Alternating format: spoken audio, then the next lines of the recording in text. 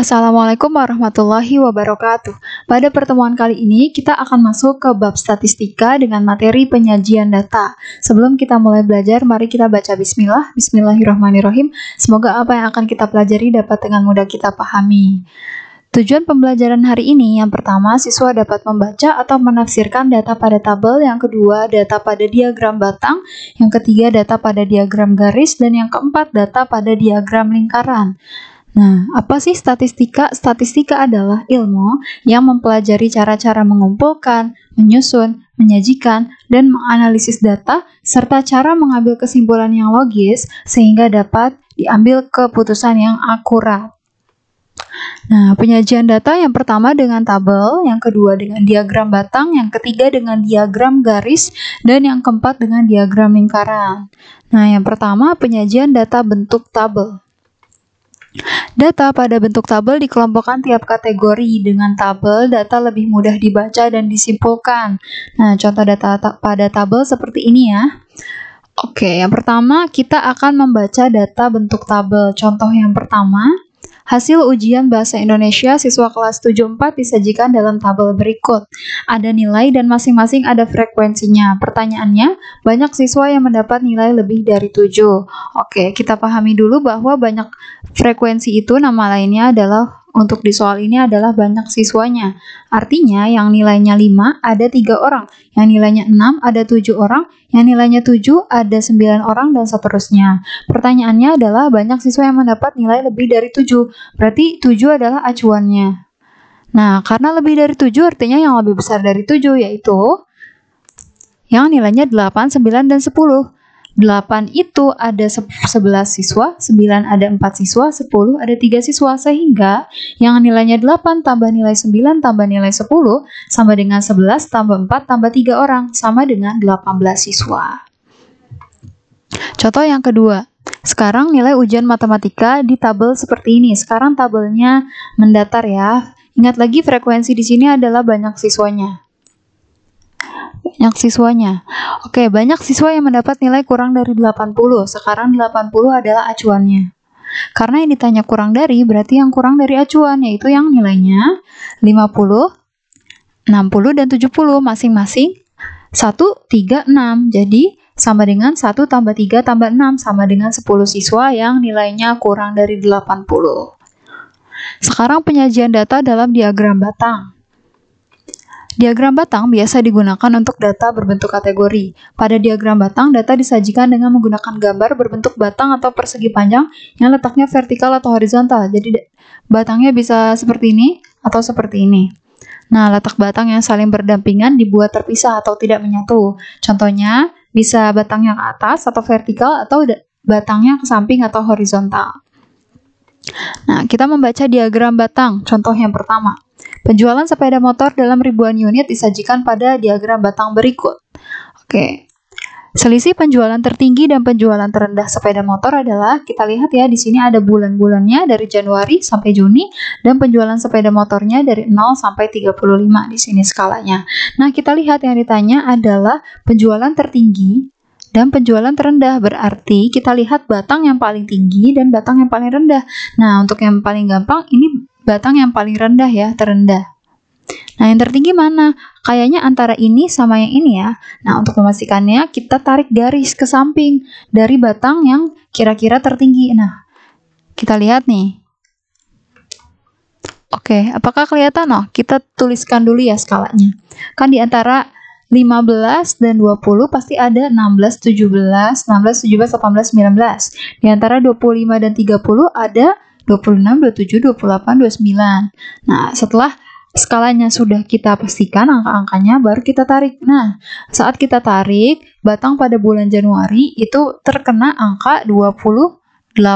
Artinya, pada bulan Januari penjualannya adalah 28.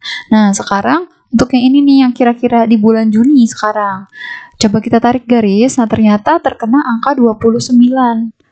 Di sini, sehingga pada bulan Juni terjualnya adalah 29 unit. Sehingga kalau kita lihat yang tertinggi adalah yang 29 ya. Yang tertinggi itu ada di bulan Juni. Sehingga yang tertingginya 29, sekarang yang terendah kita tarik garis nih yang ini. Tarik garis ke samping ternyata mengenai angka 17. Sehingga yang terendah adalah 18 ya, mengenai angka 18. Nanti harus dipastikan ya. Sekarang berarti pada bulan Juni 29, ini kan dalam ribuan unit, berarti 29.000. Nah, yang terendah ada 18, berarti 18.000 unit. Sehingga selisihnya penjualan tertinggi dan terendah tinggal dikurangi. Tertingginya 29.000 dikurang terendah 18.000 sama dengan 11.000 unit. Jadi selisih antara yang tertinggi dan yang terendah adalah selisihnya 11.000 unit. Sekarang contoh yang kedua. Nilai ulangan siswa disajikan pada diagram batang berikut. Sama seperti tadi ya, kalau angka-angkanya belum lengkap, kita lengkapi. Di sini antara 0, di sini 0, di sini 2. Berarti antara 0 dan 2 ada angka 1. Oke. Sebentar ya, kita lengkapi sendiri. Kalau di sini 0 berarti di sini 1, di sini 3, di sini 5, di sini 7, di sini 9. Yang ditanya adalah siswa yang nilainya kurang dari 85 harus mengikuti remedial. Banyak siswa yang harus remedial adalah, berarti acuannya ada di 85. Yang kurang dari 85 harus mengikuti remedial. Nah, yang remedial berapa gitu ya? Kita jawab siswa yang harus remedial yang kurang dari 85. Nah, berarti yang kurang dari 85 ini 70, 75, 80. Nah, kita lihat deh. Sekarang tadi kita lengkapi ya, 1, 3, 5, 7, 9. Setelah itu yang 70 kita tarik garis ke samping mengenai angka 3. Berarti yang 70 ada 3 siswa. Yang 75 kita tarik garis ke samping mengenai angka 5. Kemudian yang 80 tarik garis ke samping mengenai angka 7. Berarti yang nilainya 70 itu 3 orang, yang nilainya 75 5 orang, yang nilainya 80 7 orang. Jadi jumlahnya 3 tambah 5 tambah 7 sama dengan 15 siswa. Jadi yang harus remedial ada 15 siswa. Sekarang ke contoh yang ketiga, diagram batang berikut menunjukkan produksi teh di sebuah pabrik. Nah, sekarang gambarnya seperti ini, ada bulan dari Januari sampai Februari dan produksi dari 0 sampai 12 dalam ton. Nah, sekarang di bulan Mei ini tidak diketahui produksinya berapa. Yang ditanya adalah produksi pada bulan Mei. Nah, tapi dikasih tahu jumlah produksi selama 6 bulan dari Januari sampai Juni itu jumlahnya adalah 40 ton. Jadi jumlahnya 40 ton. Nah, yang ditanya Mei-nya berapa? Sebenarnya mudah, tinggal kita kurangi aja nanti. Totalnya 40 dikurangi jumlah yang sudah diketahui. Sekarang kita isi terlebih dahulu. Pada bulan Januari kita tarik garis berapa? 3. Kenapa 3? Perlu kita lengkapi di sini ya. Di sini 3, di sini 5, di sini 7, di sini 9, di sini 11. Untuk memudahkan kita saat menarik garis sudah ada data, sudah ada angka di sampingnya. Januari 3, sekarang Februari ditarik mengenai angka. Nah, dia pas ya di sini mengenai angka 8. Kemudian Maret kita tarik mengenai angka 10. Sekarang April kita tarik mengenai angka 11. Kemudian Juni kita tarik Juni kita tarik mengenai angka 2. Sehingga di sini sudah lengkap, masing-masing bulan sudah ada produksinya. Oke, produksi 6 bulan kan 40 ton. Berarti produksi bulan Mei itu adalah jumlah produksi 6 bulan dikurangi produksi yang sudah diketahui, Januari tambah Februari tambah Maret tambah April tambah Juni, sama dengan 40 dikurangi 3 tambah 8 tambah 10 tambah 11 tambah 2. Jadi sama dengan 40 dikurangi 34 sama dengan 6 ton. Jadi pada bulan Mei produksinya adalah 6 ton. Sekarang contoh yang keempat, ini soal HOTS ya, karena kalimatnya banyak dan juga harus beberapa langkah untuk menemukan jawabannya. Pada SMP Tunas Muda terdapat 242 orang. Ini jumlah totalnya, terdiri atas siswa, pimpinan sekolah, guru, dan staf sekolah. Pimpinan sekolah terdiri dari 1 kepala sekolah dan 2 wakil kepala sekolah. Staf sekolah terdiri dari 3 staf tata usaha, 3 pustakawan, 4 satpam, dan 4 petugas kebersihan. Banyak guru ada 24 orang. Nah, banyak siswa kelas 7, 8, 9 disajikan dalam diagram batang berikut. Nah, seperti ini. Yang ditanya adalah banyak siswa kelas 8B. Hampir mirip seperti tadi, cuma di sini ada tambahan oleh orang-orang yang lain selain siswa. Jadi yang pertama, kita banyak warga SMP Tunas Muda selain siswa. Kan ada siswa dan bukan siswa ya. Jadi kita jumlahin aja nih. Selain siswa, kenapa tuh 1 tambah 2 tambah itu dan seterusnya? Dari mana? Dari sini. Kepala sekolah 1. Jadi 1 ditambah wakil 2 tambah stafnya 3 tambah 3 tambah pustakawan 3 tambah satpam 4 tambah petugas kebersihan 4 tambah guru 24. Nah, selain siswa saat kita jumlahnya 41 orang. Sekarang siswanya sesuai dengan diagram batangnya. 8B kan belum ada, ya udah berarti banyak siswa selain 8B. Kita jumlah deh. 8A berapa? Berarti 8A berarti 7A tambah 7B tambah 8A tambah 9A tambah 9B. Sekarang kita cari nih masing-masing angkanya berapa nih, ya. Berapa angkanya? Kita tarik garis. Nah, 7A nih kita tarik garis. 7A kita tarik garis ternyata mengenai angka 32. Kemudian 7B kita tarik garis mengenai angka 29. 8A mengenai angka 38. Kemudian 9A mengenai angka 37, 9B mengenai angka 30. Sehingga bisa kita jumlah ya, 30 tambah 29 tambah 38 tambah 37 tambah 30. Jumlahnya adalah 166 orang. Sehingga banyak siswa kelas 8B itu adalah jumlah semua warga sekolah yaitu 242 orang dikurangi banyak warga selain siswa sama dikurangi banyak siswa yang diketahui yang selain 8B. Nah, jadi tinggal kurangi yang Ibu lingkarin itu. 242 orang dikurangi 41 orang dikurangi 166 sama dengan 35 siswa. Jadi banyak siswa kelas 8B ada 35 siswa. Sekarang kita ke diagram garis. Oke, diagram garis biasa digunakan untuk menyajikan data yang berkesinambungan atau data yang diperoleh dari waktu ke waktu secara berkala atau teratur dengan interval waktu tertentu. Contoh diagram garis seperti ini ya. Jadi diagram garisnya bisa 2 atau 1 gitu. Yang kita pelajari nanti diagram garisnya yang 1 saja. Maksudnya garisnya hanya 1. Data pengunjung sebuah pusat perbelanjaan selama 6 hari disajikan dalam diagram berikut. Nah, sini ada harinya sampai hari ke-6 dan ini ada jumlah pengunjungnya dari 0 sampai 300. Yang ditanya banyak pengunjung pada 3 hari pertama. 3 hari pertama artinya hari ke-1 sampai hari ke-3 masing-masing dijumlahkan. Hanya sampai 3 hari pertama. Berarti kita harus tahu nih, ini berapa, dan ini berapa. Oke, yang hari pertama kita tarik garis ke samping mengenai angka berapa? Mengenai angka 100. Berarti hari pertama ada 100 pengunjung. Hari kedua kita tarik garis ke samping mengenai angka 150. Berarti hari kedua 150. Hari ketiga tarik garis ke samping mengenai 250. Sehingga hari ketiga 250 orang. Berarti banyak pengunjung 3 hari pertama tinggal dijumlah. Hari pertama tambah kedua tambah ketiga sama dengan 100 tambah 150 tambah 250 sama dengan 500 orang. Sekarang kita ke contoh kedua. Diagram berikut menunjukkan penyusutan harga mobil setelah digunakan dalam kurun waktu 5 tahun. Nah, ada gambar seperti ini ya, diagram garis. Pertanyaannya, besar penyusutan antara tahun 2017 dan 2018. Berarti 2017 ini, 2018 ini. Berapa tuh? Kita tarik garis ke samping, 2017 itu 200. 2018, nah kita lihat, ini tuh di tengah-tengah ya. Di tengah-tengah antara 200 dan 195. Berarti ya tengah-tengahnya. Berarti 195 tambah 200 dibagi 2 sama dengan 197,5.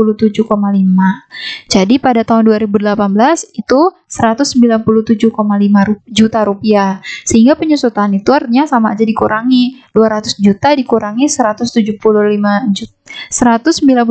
juta 500 ribu rupiah sama dengan 2 juta 500 ribu rupiah. Itu penyusutan harga mobilnya. Sekarang ke yang terakhir, diagram lingkaran.